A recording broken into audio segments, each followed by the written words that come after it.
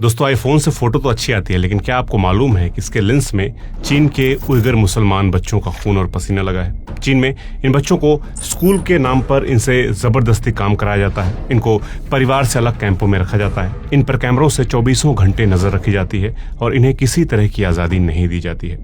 हम अक्सर चीन की मैन्युफैक्चरिंग तरक्की की तारीफें सुनते हैं, लेकिन उसका एक स्याह सच ये भी है कि जो इलाका कभी आज़ाद था, ईस्ट तुर्किस्तान कहा जाता था, जो सिल्क रूट का हब था, जहां अरब से आए सूफी संतों ने लोगों का राब्ता इस्लाम से कराया, आज वहां का इंडिया से आधे से भी ज्यादा बड़ा 16,60,000 वर्ग किलोमीटर का इलाका चीन के कब्जे में है और यहाँ रहने वाले मुसलमानों पर चीन बेइंतहा जुल्म कर रहा है। इस्लाम की प्रैक्टिस पर पूरी तरह पाबंदी है। ईस्ट तुर्किस्तान का नाम अब बदलकर शिनजियांग कर दिया गया है, जिसका मतलब होता है नई सरहद। ये इलाका लंबे वक्त तक आज़ाद इस्लामिक और राजनीतिक पहचान रखता था। यहाँ की आबादी ज्यादातर तुर्क नस्ल के मुसलमानों की थी, जिन्हें आज हम उइगर के नाम से जानते हैं। तो दोस्तों, आइए इस वीडियो में आज हम बात करते हैं उइगर मुसलमानों पर हो रहे जुल्मों के बारे में, उनके इतिहास के बारे में और चीन के उस स्याह सच के बारे में जिसको इस्लामी मुल्कों ने भी भुला दिया है। इस रास्ते पर नजर डालिए। इसे कहा जाता है सिल्क रूट। पुराने समय में अलग अलग इलाकों में अलग अलग चीजें पैदा होती थीं। लोगों ने उन चीजों को दूसरे इलाकों में बेचने के लिए ये रास्ता बनाया। ये रास्ता कजाकिस्तान, उज्बेकिस्तान, तुर्कमेनिस्तान, ईरान और अफगानिस्तान से होकर भारत के कश्मीर, पंजाब, लाहौर, बनारस और मेसोपोटामिया यानी कि इराक और आगे रोम से ग्रीस तक जाता था। इस रास्ते की शुरुआत चीन से हुई थी और चीन दूसरे देशों को रेशम बेचता था, इसलिए इसका नाम भी रेशम यानी कि सिल्क रूट हो गया। इसी सिल्क रूट के रास्ते में पड़ते थे ईस्ट तुर्किस्तान। ये सिल्क रूट का दिल था, क्योंकि ये इलाका चीन और सेंट्रल एशिया के बीच का एक जरूरी पड़ाव था। जो भी कारवां चीन की तरफ से निकलता था या चीन की तरफ जाता, वो कशगर, होतान, यारकंद, उरुमची जैसे शहरों से होकर ही जाता। कारवां यहाँ रुकते, खाना खाते, ऊंट बदलते, पानी भरते। यहाँ बाजार और मेले भी लगते थे, जहाँ ऊन, चमड़ा, सूखे मेवे, पत्थर, मसाले और हैंडमेड चीजें खरीदी बेची जाती थी, जिससे लोकल लोगों को भी रोजगार मिलता था।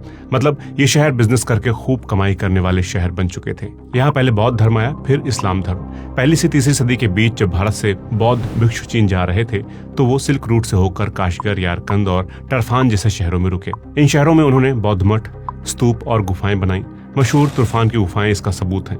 यहाँ के शासकों और लोगों ने बौद्ध धर्म अपनाया और ये इलाका सेंट्रल एशिया में बुद्धिस्ट एजुकेशन का बड़ा सेंटर बन गया। यहीं से होते हुए बौद्ध धर्म आगे चीन, कोरिया और जापान तक पहुंचा। फिर आई 8वीं ईस्वी, जब ईस्ट तुर्किस्तान में सिल्क रूट के जरिए अरब से इस्लाम पहुंचा। तब इस पूरे इलाके में कई राज्य बटे हुए थे और अलग अलग राजाओं का राज था।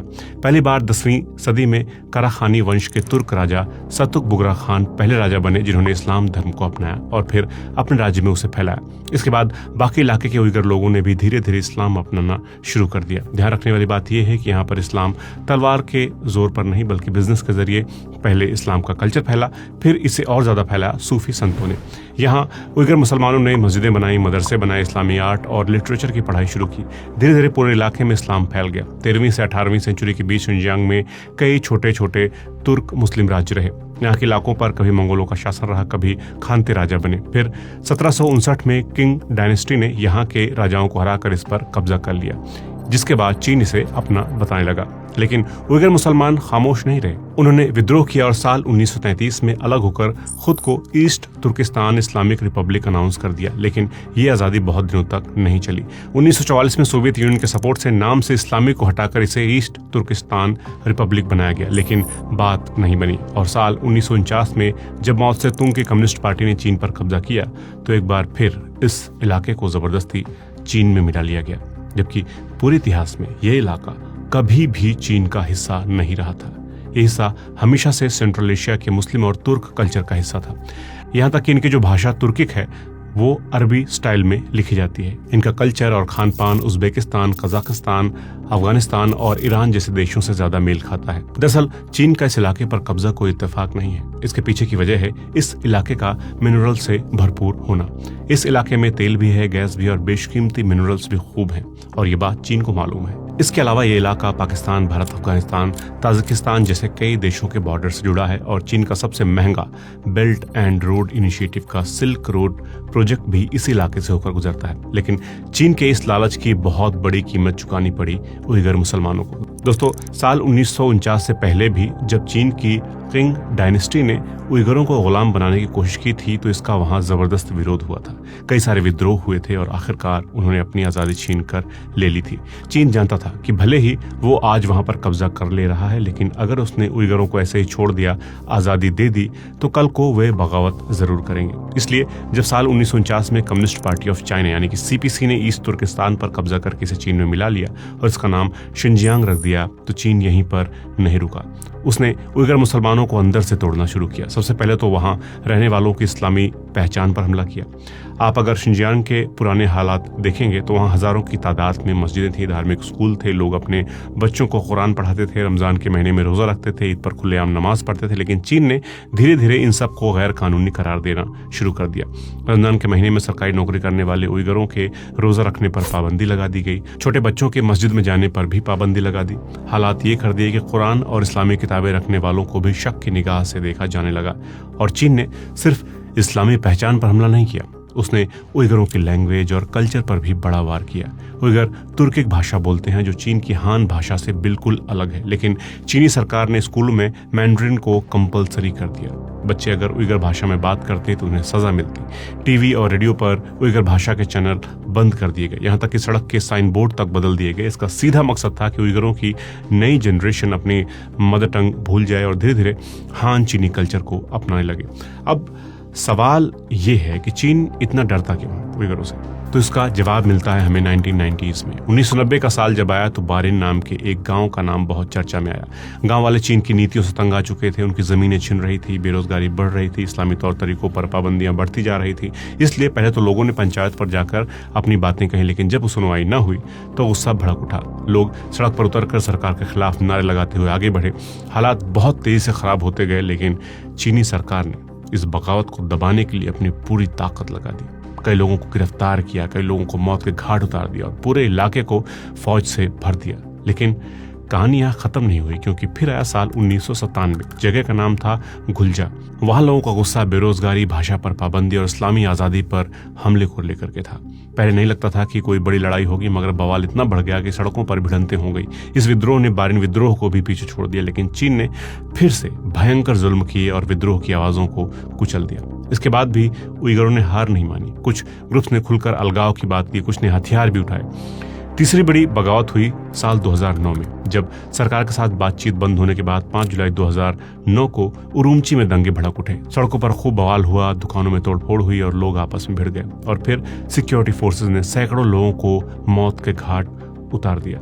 बगावत तो रुक गई, लेकिन इसका सबसे बड़ा असर यह हुआ कि चीनी सरकार ने उइगरों पर और जुल्म करना शुरू कर दिया और उन पर निगरानी रखने लगा। उससे डर था कई उइगर मुस्लिम अपनी आज़ादी के लिए लड़ते रहेंगे और उनकी ज्योग्राफी और पॉलिटिक्स दोनों खराब कर देंगे, क्योंकि शिनजियांग चीन के नक्शे का सबसे बड़ा इलाका है। चीन की जमीन का लगभग छठा हिस्सा यही है। जैसे हमने पहले ही बात की कि यहाँ पर सोना, गैस, तेल और कोयले के बड़े बड़े रिजर्व्स हैं, यानी नेचुरल रिसोर्सेज के लिहाज से ये इलाका किसी खजाने से कम नहीं है। इसके अलावा चीन का बेल्ट एंड रोड इनिशिएटिव भी इस रास्ते से होकर गुजरता है। पाकिस्तान, सेंट्रल एशिया, यूरोप तक जाने के लिए शिनजियांग एक अहम गेटवे है।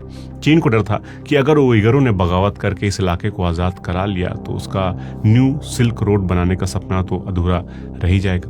इसी वजह से चीन ने उइगरों पर जुल्म को आतंकवाद की लड़ाई का नाम दिया और अब तो चीन में रहने वाले उइगरों के लिए हालात बद से बदतर हो चुके हैं। खासकर साल 2017 से यूनाइटेड नेशंस जैसी संस्थाओं और कई इंटरनेशनल मीडिया ने अपनी रिपोर्ट्स में साफ लिखा है कि चीन ने शिनजियांग में री एजुकेशन कैंप्स बनाए हैं। इन कैंप्स में लाखों उइगर मुसलमानों को जबरन बंद करके रखा जाता है। उनके मजहब की प्रैक्टिस पर पाबंदी है। जबरन इन्हें चीनी कम्युनिस्ट विचारधारा सिखाई जाती है। कुरान पढ़ने, नमाज पढ़ने वालों को सजा दी जाती है।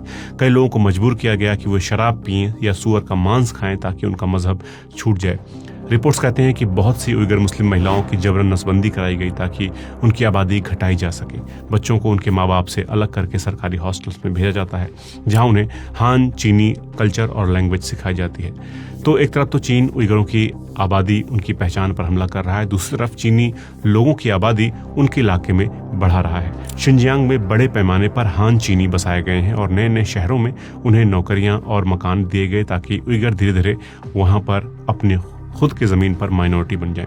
यानी चीन ये चाहता है कि जिस जमीन पर उइगर हजारों साल से रहते आए हैं वहां उनकी गिनती इतनी कम कर दी जाए कि वे कभी ताकत बनकर उसके खिलाफ लड़ ही ना पाए। और चीन इसे बहुत ही सिस्टमैटिक तरीके से कर रहा है, आइए समझते हैं। दोस्तों, चीन में ये जो आबादी की जंग चल रही है वो बहुत प्लान्ड तरीके से की जा रही है।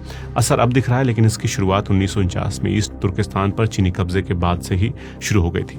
उस वक्त इस इलाके में उइगरों की तादाद बहुत ज्यादा थी और हान चीनी बहुत कम थे, मगर प्लान्ड तरीके से पहले बस्तियों को बनाया गया, फिर उसमें बसावट हान चीनियों की गई और ये सब जबरदस्ती किया गया। जैसे सबसे पहले जो रास्ता अपनाया चीन ने वो था जमीन और मकानों पर कब्जा। उइगरों के खेतों और जमीनों को चीनी सरकार ने विकास के नाम पर ले लिया और बड़े इंफ्रास्ट्रक्चर प्रोजेक्ट्स बनाए भी गए, लेकिन वहां नौकरी मिली हान चीनियों को। इसी बहाने से हान चीनी मजदूर और परिवार लाए गए। साथ ही सरकार ने गरीब हान परिवारों को शिनजियांग में बसने के लिए पैसे का लालच भी दिया, मुफ्त जमीन दी, सस्ते मकान और सरकारी नौकरियों की पेशकश से हजारों हान परिवारों को वहां भेजा गया।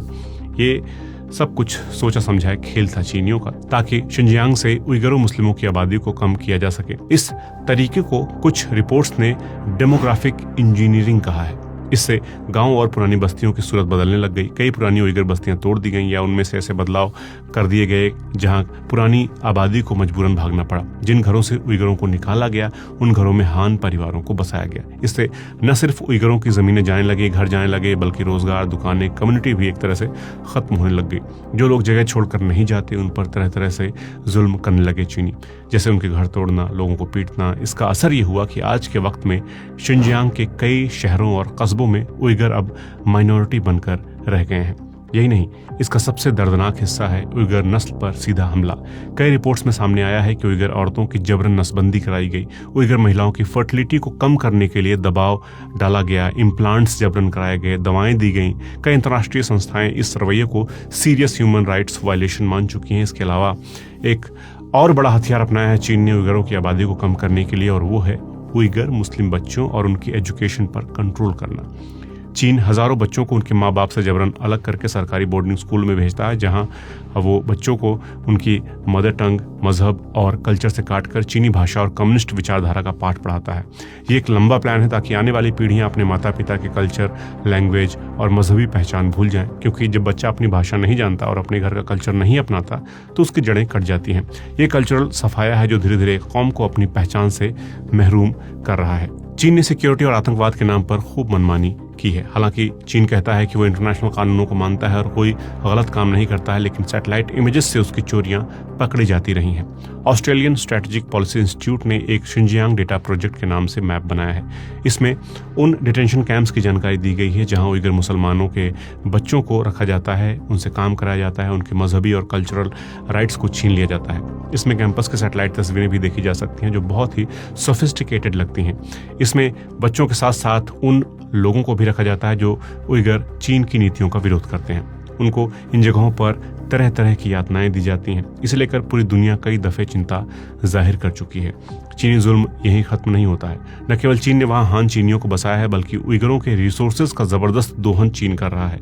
वहां पर इंडस्ट्रीज लगाई हैं, तेल, कोयला, गैस, सोना लाद कर ले जाने के लिए रेलवे का जाल बिछाया है और सिक्योरिटी के लिए कई फैसिलिटीज भी वहां बनाई गई हैं ताकि चीन ज्यादा से ज्यादा शिनजियांग को लूट सके और अपना न्यू सिल्क रूट का सपना साकार कर सके। इसलिए डेवलपमेंट का लबादा ओढ़कर चीन अंधाधुंध तरीके से शिनजियांग को लूट रहा है और उइगरों पर जुल्म कर रहा है, वो भी पूरी दुनिया की आंखों के सामने, क्योंकि चीन दुनिया की मैन्युफैक्चरिंग का हब बन चुका है और इकोनॉमिक और पॉलिटिकल वजहों से मुल्क उसके खिलाफ बोलने से पहले 100 दफे सोचते हैं। अब सवाल ये उठता है कि इसका अंजाम क्या होगा, मतलब अगर चीन अपनी मनमानी करता रहा तो आगे क्या होगा। दरअसल इसका सीधा सा जवाब ये है कि अगले आने वाले 20-30 सालों में उइगरों का कल्चर खत्म सा हो जाएगा। जैसे उनके घरों के नाम तक बदले जा रहे हैं, मस्जिदों और मजहबी जगहों को खत्म किया जा रहा है। तुर्की के जानने वाले बहुत कम बच्चे हैं। नई पीढ़ियां अपनी जड़ों से कट ही रही हैं, क्योंकि चीन ने सिर्फ जमीन नहीं कब्जाई बल्कि पूरे उइगर कौम से उनकी पहचान छीन रहा है। और इस तरह के तरीकों को नरसंहार यानी कि जेनोसाइड कहा जाता है। और ये लड़ाई सिर्फ शिनजियांग के उइगरों की नहीं है, ये इंसानियत का मामला है। और हर वो तरीका जो किसी को भी उसकी मिट्टी, अपनेपन और आने वाली नस्लों से महरूम कर दे, वो इंसानियत के लिहाज से और इंटरनेशनल कानूनों के लिहाज से भी जुर्म है। लेकिन इस जुर्म के खिलाफ कोई कुछ बोलता क्यों नहीं, खासकर वो मुल्क जो इस्लाम का झंडा बरदार होने का दावा करते हैं। दोस्तों, दुनिया अक्सर उइगरों की तकलीफों से मुंह मोड़ लेती है। एक वजह पर हमने बात की कि क्योंकि चीन दुनिया की मैन्युफैक्चरिंग का हब बन चुका है, इसलिए इकोनॉमिक और पॉलिटिकल वजहों से मुल्क उसके खिलाफ बोलने से पहले 100 दफे सोचते हैं।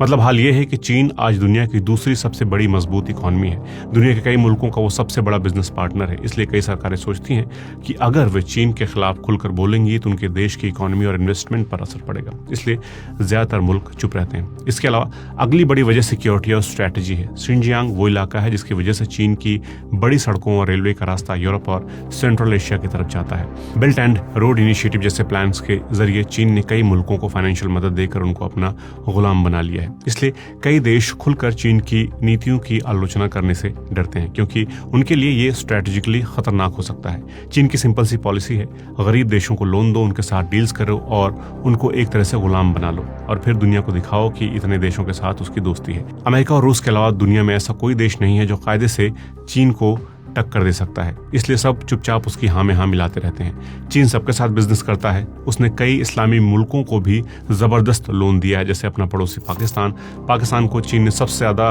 और लगातार कर्ज दिया है। इसके अलावा Bangladesh, Indonesia, Malaysia, Egypt, Iran, Sudan जैसे देश भी चीन के कर्ज तले दबे हैं और यूएई और सऊदी अरब जैसे देशों में उसने इन्वेस्टमेंट कर रखी है और मजाल है कि इनमें से कोई देश उइगरों की आवाज उठा सके। एक और देश है जिसके नाम पर उइगरों ने अपना नाम ईस्ट तुर्किस्तान रखा था और वो देश तुर्की खुद चाइना से कर्जा लेकर बैठा हुआ है। और हैरानी की बात यह है कि जो यूरोपीय देश इस्लामिक झंडा बरदार होने का दावा नहीं करते हैं वो लगातार इस मुद्दे को उठाते रहते हैं। हालांकि उसमें जियोपॉलिटिक्स का उनका अमेरिका के साथ करीब होना एक बड़ी वजह है, लेकिन कम से कम बोलते तो हैं, रिपोर्ट्स तो छापते हैं और यही देश लगातार मांग करते हैं कि चीन को इस तरह मनमानी की इजाज़त नहीं होनी चाहिए और यूनाइटेड नेशंस की अगुवाई में चीन के इन ठिकानों की जांच होनी चाहिए ताकि दुनिया के सामने सच को लाया जा सके और चीन की करतूतों का पर्दाफाश हो सके। मुस्लिम देशों को अपने कर्जे की चिंता ज्यादा है, अपने घरेलू हित वो पहले देखते हैं, लेकिन बातें उम्मा की करते हैं। हद तो ये है कि चीन ने न सिर्फ शिनजियांग में रहने वाले उइगरों को निशाना बनाया है, बल्कि उनके पीछे भी है जो मुल्क से बाहर रहकर जुल्मों के खिलाफ आवाज उठाते हैं। कई रिपोर्ट्स में बताया गया है कि चीन ने विदेशों में अपने नागरिकों और डायस्पोरा पर नजर रखी, धमकाया और कभी कभी उन्हें वापस लेने की कोशिशें की। ऐसी हालातों में जिन देश में चीन का दखल ज्यादा है या जिनके यहाँ लॉ और सिक्योरिटी में झोल है, वहां रहने वाले उइगर खुलकर विरोध भी नहीं कर सकते हैं। दरअसल दुनिया की एक बड़ी कमजोरी है मल्टीनेशनल इंटरेस्ट। बड़े बड़े देशों के बीच रिश्ते लगातार बदलते रहते हैं और किसी भी देश के लिए चाइना से नाता तोड़ना इतना आसान नहीं है, क्योंकि वहां से इकोनॉमिक डिपेंडेंस, इन्वेस्टमेंट और रॉ मटेरियल जुड़ा है। ऐसे में पॉलिटिकल और इकोनॉमिक फायदे कई बार इंसानी सच्चाई पर भारी पड़ जाते हैं और कुछ देशों ने बस थोड़ी बहुत पाबंदियां लगाई चाइना पर, कुछ ने चीनी ऑफिशियल्स पर वीज़ा बैन लगाया, कुछ ने लिमिटेड इकोनॉमिक स्टेप्स लिए, लेकिन उइगरों पर जुल्म को रोकने के लिए एक बड़े और स्ट्रॉन्ग इंटरनेशनल एक्शन की ज़रूरत है जो अक्सर बात दबा दी जाती है। एक दिक्कत और है कि इंटरनेशनल इंस्टीट्यूशंस और कोर्ट्स की, for example international criminal court सीधे चाइनीज केसेस में इंटरवीन नहीं कर सकता, क्योंकि ये सब चाइनीज टेरिटरी में हुए हैं और चाइना उस ट्रीटी का मेंबर नहीं है। ऐसी लीगल कॉम्प्लेक्सिटीज स्ट्रॉन्ग एक्शन को उसके खिलाफ रोकती हैं। ऊपर से यूएन की प्रोसेसेस भी स्लो हैं और पॉलिटिकल बार्गेन से भरी रहती हैं। नतीजा ये है कि जस्टिस डिले हो जाता है और उइगरों को राहत नहीं मिलती है। चीन में मीडिया और इन्फॉर्मेशन का रोल भी बहुत बड़ा है। कुछ देशों में मीडिया फ्री है और वहाँ से स्टोरीज बाहर आती हैं, लेकिन चीन में न्यूज़ दबा दी जाती है। चीन सिर्फ अपना प्रोपेगेंडा फैलाता है और कहता है कि उसके स्टेप्स सिक्योरिटी या फिर डेवलपमेंट से जुड़े हुए हैं। इससे सही पिक्चर कभी सामने आ ही नहीं पाती है। तो कुल मिलाकर कहें तो फिलहाल उइगरों के लिए कोई लड़ नहीं रहा है सिवाय उइगर मुसलमानों के। आइए जानते हैं कि कैसे अपने से हजारों गुना ताकतवर चीन से लड़ रहे हैं उइगर। दोस्तों, जो उइगर मुस्लिम किसी भी तरह से चीन के चंगुल से बाहर निकलता है वो उइगरों की आज़ादी को ही अपनी ज़िंदगी का मकसद बना लेता है। शिनजियांग से बाहर पलायन कर चुके उइगरों की एक बड़ी कम्युनिटी है जो गवाहियाँ, फोटोज़, वीडियोज़ और डॉक्यूमेंट्स इकट्ठा करते हैं ताकि दुनिया को वो सच पता चले जो चीन की सरकार हमेशा छुपाने की कोशिश करती है। ये लोग social media, blog, human rights institutions, journalists के जरिए अपनी आवाज़ उठाते हैं कि कैसे उनके परिवारों को कैंपों में बंद किया गया, उनके बच्चों को उनसे छीना गया, मजहब के प्रैक्टिस पर बैन लगाई गई, ताकि दुनिया चीन की करतूतों पर गौर करे और उइगरों के लिए बोलना शुरू करे। इन कोशिशों का असर ये हुआ है कि बहुत सी ह्यूमन राइट्स संगठनों ने रिपोर्ट्स तैयार की जिसमें उन्होंने बताया है कि कितने लोग जेलों या कैंपों में हैं, किस तरह मजबूरी से डरा धमका कर उनसे काम कराया जा रहा है, किस तरह मजहबी आज़ादी और भाषा की आज़ादी छीनी जा रही है। इनके सामने आने के बाद कुछ देशों ने चीन की नीतियों को इंसानियत के खिलाफ अपराध या अत्याचार कहा है। कुछ पीड़ित लोगों ने कानूनी कार्रवाई शुरू की है और न्याय की मांग की है। ह्यूमन राइट्स कोर्ट्स में मामलों की सुनवाई हुई है कि चीन सरकार अपने कब्जे वाले इलाकों में किस तरह से उइगरों पर जुल्म कर रहा है। उइगरों के लिए ये सिर्फ राजनीतिक विरोध नहीं बल्कि जिंदगी और उनके एग्जिस्टेंस यानी कि अस्तित्व की लड़ाई है। उदाहरण के लिए रेहान असद नाम की उइगर मानवाधिकार वकील ने अपनी लड़ाई और अपने भाई की गिरफ्तारी को दुनिया के सामने लाया है। डायस्पोरा कम्युनिटी जो उइगरों की है वो ये भी कर रही है कि अपने देश के कल्चर मजहबी प्रैक्टिस को जारी रखे। वो मस्जिदों, पाठशालाओं और सोशल कार्यक्रमों का आयोजन कर रहे हैं ताकि उनकी भाषा, उनकी परंपराएं, उनकी धार्मिक प्रथाओं को आने वाली पीढ़ियां भूला न दें। ये प्रोग्राम अक्सर गुप्त रूप से और सावधानी से रखे जाते हैं क्योंकि बहुत सारे उइगर डरते हैं कि कहीं शिनजियांग में उनके परिवार पर और जुल्म न करने लगे चीनी। इसलिए उइगर डिजिटल आइडेंटिटी और ऑनलाइन खतरे से निपटने के लिए सिक्योरिटी एक्सपर्ट से सलाह भी लेते रहते हैं ताकि वे पर्दे के पीछे रहकर अपने लोगों के लिए आवाज़ उठा सकें, उनकी लड़ाई को आगे बढ़ा सकें। एक report transnational repression by China बताती है कि चीन विदेशों में रह रहे उइगरों पर दबाव डालता है, उनके घर वालों को डराता है, कभी कभी घुसपैठ की कोशिशें भी करता है, उनको लगातार डराए रखता है ताकि वे अपने ऊपर जुल्म की बयानी कहीं और न कर सकें। बाहर के उइगरों के लगातार आवाज़ उठाने का एक बड़ा फायदा ये हुआ है कि जो कंपनियां चीन से अपना सामान बनवाती हैं वो चीन से पूछ रही हैं कि उनके सामानों में कहीं उइगरों का खून पसीना तो नहीं लगा है। एक शानदार काम है क्योंकि इससे चीन की जो मैन्युफैक्चरिंग की ताकत है उस पर सीधा असर पड़ता है और इस तरह की रिपोर्ट्स बाहर आने के बाद इंटरनेशनल प्रेशर भी चीन पर बढ़ा है। भले ही उसे फिलहाल फर्क ना पड़ता हो, कुछ कंपनियों ने तो नियम भी बनाए हैं कि अगर उनके सामान को बनाने में उइगरों को शामिल किया गया है तो वो अपनी डील तोड़ सकते हैं। जैसे मशहूर कपड़े बनाने वाली कंपनी H&M के सप्लायर ने शिनजियांग इलाके से मजदूर लाकर फैक्ट्री में काम करवाया। इसके बाद H&M ने कहा कि वो अब उस इलाके से कपास नहीं खरीदेंगे क्योंकि वहां मजबूरी में मजदूरी करवाई जाती है। आईफोन कंपनी एप्पल पर भी दबाव डाला गया और गैर सरकारी संगठनों ने कहा कि एप्पल के कुछ सप्लायर्स ऐसे हैं जहां उइगर मजदूरों को ट्रांसफर करके काम करवाया गया, आईफोन के कैमरे बनवाए गए। इसी तरह जूते और कपड़े बनाने वाली नाइकी, एडिडास, ज़ारा और यूनिक्लो जैसी कंपनियों पर भी सवाल उठे। शीन नाम की कंपनी जो ऑनलाइन कपड़े बेचती है उस पर अमेरिकी सेनेटर्स ने पूछा कि क्या उनके कपड़ों में शिनजियांग का कपास इस्तेमाल हुआ है। कंपनी ने कहा कि वो दूसरे इलाकों से माल लेते हैं मगर साफ तौर पर ये नहीं बताया कि कौन से इलाके से। कार बनवाने वाली कंपनी फोक्सवैगन पर भी इल्जाम लगा कि उसकी सप्लाई चेन में एल्यूमिनियम जैसे सामान शिनजियांग से लिए गए हैं। कंपनी ने माना कि कुछ सप्लायर को हटाना पड़ा है और अब वो अपने पूरे सिस्टम की जांच कर रहे हैं। BMW और जगुआर लैंड रोवर का भी नाम आया। अमेरिकी सीनेट की रिपोर्ट में पाया गया कि इन कंपनियों ने ऐसे पुर्जे इस्तेमाल किए जो एक चीनी कंपनी से आए थे जिस पर जबरन मजदूरी का इल्जाम है और अमेरिका ने उस पर पाबंदी लगाई हुई है। इन कंपनियों पर सवाल उठे तो इन्होंने चीनियों से सवाल किए। इसलिए कहा जाता है कि बोलने का फायदा जरूर होता है। इसलिए शिनजियांग में रह रहे लोग जहां हालात बहुत ख़राब हैं वो कोशिश करते हैं कि छोटे छोटे मैसेजेस भेजें, जैसे कि वीडियो कॉल, मैसेज भेजना, कभी कभी गुमनाम तरीकों से ऑनलाइन पोस्ट करना कि क्या हो रहा है। सिक्योरिटी के डर के बावजूद लोग खामोश फिलहाल नहीं है। बहुत से युवा उइगर अपनी मदर टंग और कल्चर को डिजिटल माध्यम से बचाने की कोशिश भी कर रहे हैं। सोशल मीडिया प्लेटफॉर्म पर गाने, कहानियां, कविताएं, गाने का वीडियो डालना, ब्लॉग लिखना, ऑनलाइन कम्युनिटी बनाना, तुर्किक सिखाने के वीडियोस बनाकर ऑनलाइन डाल रहे हैं ताकि नई पीढ़ियां उइगरों की जबान भूले नहीं। जितना चीन ने शिकंजा कसा है उइगरों ने उतनी ही मेहनत की है कि चीनी सरकार की प्रोपेगेंडा के जवाब में वो सच्चाई फैलाएं। चीन की क्रूर नीतियों के बावजूद उइगरों की उम्मीदें पूरी तरह तबाह नहीं हुई हैं। जहां पॉसिबल होता है लोग सीक्रेटली मिलते हैं, कल्चर को शेयर करते हैं, नमाज पढ़ते हैं। उइगरों की लड़ाई सिर्फ पॉलिटिकल नहीं बल्कि इंसानी हक हुकूक की भी है। उनका मकसद सिर्फ अपनी आज़ादी हासिल करना नहीं बल्कि वो चाहते हैं जिंदा रहना अपनी पहचान के साथ, ताकि उनकी भाषा, उनका मजहब, उनकी परंपराएं, उनके समाज की बुनियाद बची रहे, उनकी नस्लें फले फूले।